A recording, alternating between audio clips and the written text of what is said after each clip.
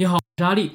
最近几天啊，这个比特币和狗狗币的行情都是以震荡为主啊。那么我们之前也多次出视频分析了后面的这个行情啊。那么我个人对后市下半场这个牛市的行情依然是看好啊。那么特别是对狗狗币上$1是充满了信心。那么为什么这么说呢？那么请往下看今天的节目啊。那么今天的视频主要有3个方面的内容啊。那么第一就是狗狗币的狂热支持者马克库班正在通过达拉斯独行侠队针对狗狗币支付进行大促销。那么我们将分析一下它这里面的一些逻辑啊。那么第二部分聊一下最近狗狗币的一些大数据。那么同时啊，跟大家说一下狗狗币这个节点更新的一个情况。节目的最后我们说一下最近特别火的这个 NFT 啊，以及这个 NFT 的爆火对币圈后市的整体的影响。好，我是阿力。如果你是第一次打开我的视频，我的频道呢是专注于投资和赚钱，目前对加密货币和美股呢都进行了相应的分析。我真心希望啊，同样想要挣钱的你啊，点击一下订阅啊，那么这样就不会错过任何一期赚钱的视频了。首先我们来看一下这个达拉斯独行侠队老板马克库本。那么我在8月15日的这个节目里面提到过他当时我们说马克库班指出，狗狗币作为支付手段是最强大的这个加密货币啊，没有之一。这个说法后来被伊隆马斯克大力的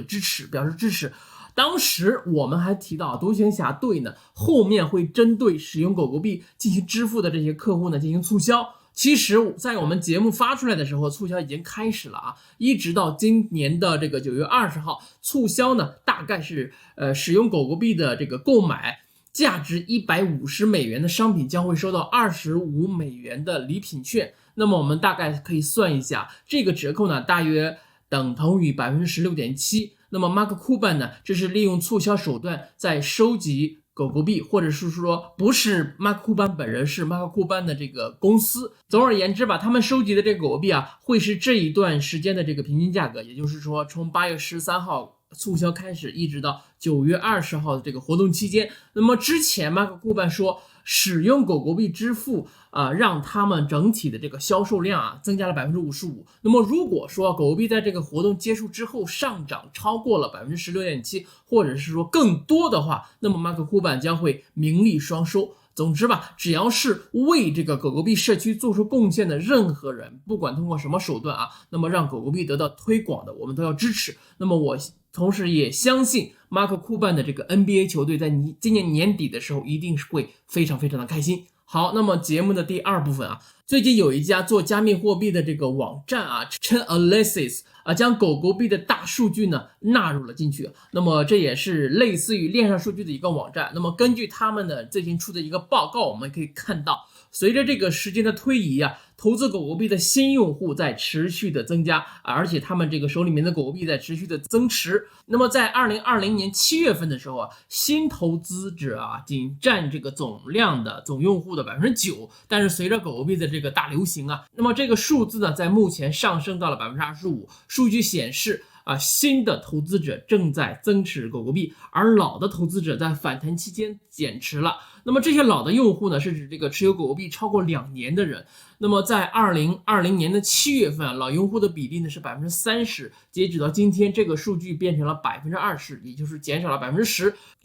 这个报告还指出目前持有狗狗币的总用户量呢是400万人其实这个数是不是太多的那么狗狗币目前呢是有1300亿个的这个总供应量。那么 Chainalysis 数据还显示0.01% 的持有者持有总供应量的82%，也就是说有535个地址它拥有这个狗狗币的大部分的供应量。那么这些总量呢一共是1061个狗狗币。这帮持有狗狗币的人呢，他们的这个时间呢在6个月到2年不等。其实大家看到这个数据也没有什么好担心的，我只是说跟大家分享一下现在的这个情况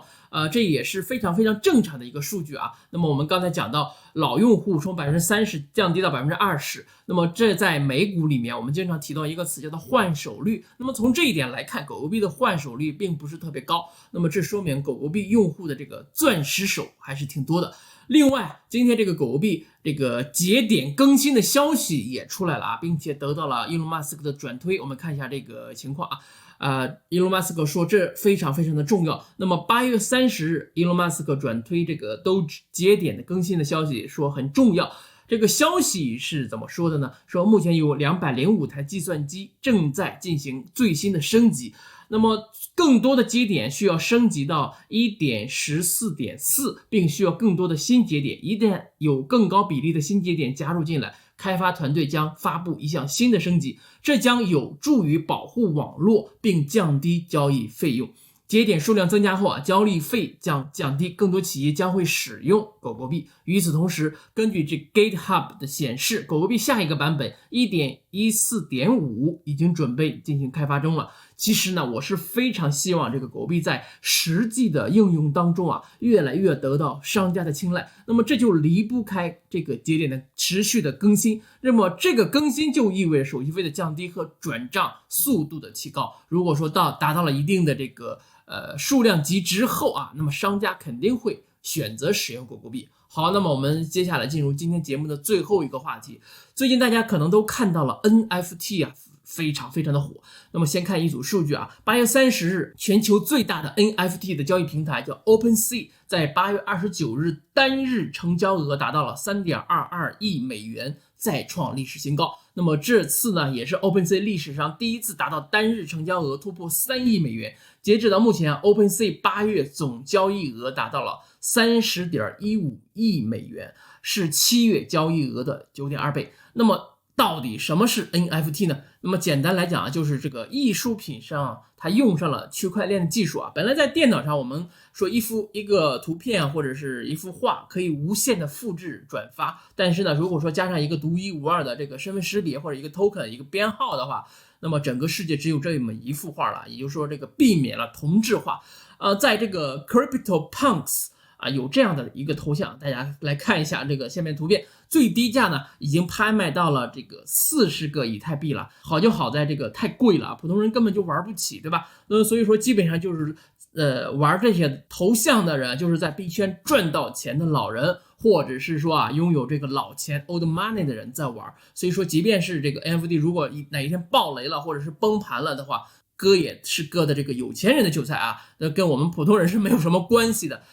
但是呢，我们可以把 NFT 的这个爆火跟去年的 DeFi 联系起来我们看一下去年312暴跌2个月后复苏，紧接着呢就是这个 DeFi 之下，高潮呢在8月底，Sushi 的这个流动性挖矿见顶标志性的事件是9月18日 Uniswap 的发币之后呢 ，DeFi 调整了1个半月到10月底，紧接着比特币就开始暴涨吸血。那么同样的，今年呢是519暴跌2个月后复苏，紧接着呢就是 NFT 之下包括这个 GameFi。现在呢是8月底，随着朋克猴子的炒作以及碎片化的普及 ，NFT 市场进入了高潮。那么下面的剧情呢，大家可以联想一下，这个 NFT 热潮呢见顶的标志性事件是不是9月份的这个 OpenSea 发币，然后呢市场调整1个多月，是不是意味着接下来在10月底或者是11月份的时候，比特币开始吸血暴涨的呢？那么我觉得呢是非常值得期待一下的。好，那么以上呢就是今天视频的所有内容了，感谢您的收看。那么千万不要忘记点击订阅让我们一起进步，共同发财。Peace。